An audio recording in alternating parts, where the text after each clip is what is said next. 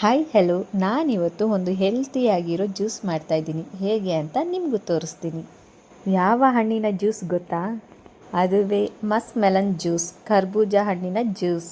First Musk ಮೆಲನ್ನ cut ಮಾಡಿಬಿಟ್ಟು ಅದರಲ್ಲಿರೋ seeds ಎಲ್ಲ ತೆಗೆದುಬಿಡಬೇಕು. ಆವಾಗವಾಗ ಕರ್ಬೂಜ ಹಣ್ಣು ತಿನ್ನೋದ್ರಿಂದ ಹೆಲ್ತಿಗೆ ತುಂಬಾ ಬೆನಿಫಿಟ್ ಇದೆ ಗೊತ್ತಾ? BP ಕಂಟ್ರೋಲ್ ಮಾಡ್ಬೋದು, ವೆಯ್ಟ್ ಲಾಸ್ ಮಾಡ್ಬೋದು, ಸ್ಕಿನ್ ಚೆನ್ನಾಗಿರುತ್ತೆ.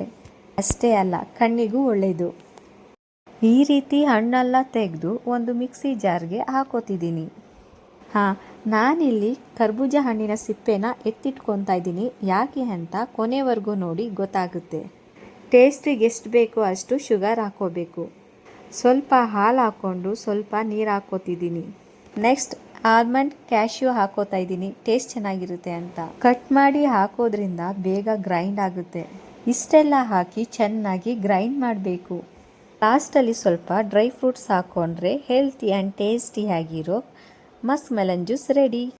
ಎತ್ತಿಟ್ಕೊಂಡಿರೋ ಕರ್ಬೂಜ ಹಣ್ಣಿನ ಸಿಪ್ಪೆ ಇವಾಗ ಯೂಸ್ ಆಯಿತು. ಟೇಸ್ಟ್ ತುಂಬ ಚೆನ್ನಾಗಿತ್ತು, ನೀವು ಟ್ರೈ ಮಾಡಿ. ಬಾಯ್, ನೆಕ್ಸ್ಟ್ ವಿಡಿಯೋಗೆ ಮತ್ತೆ ಸಿಗೋಣ.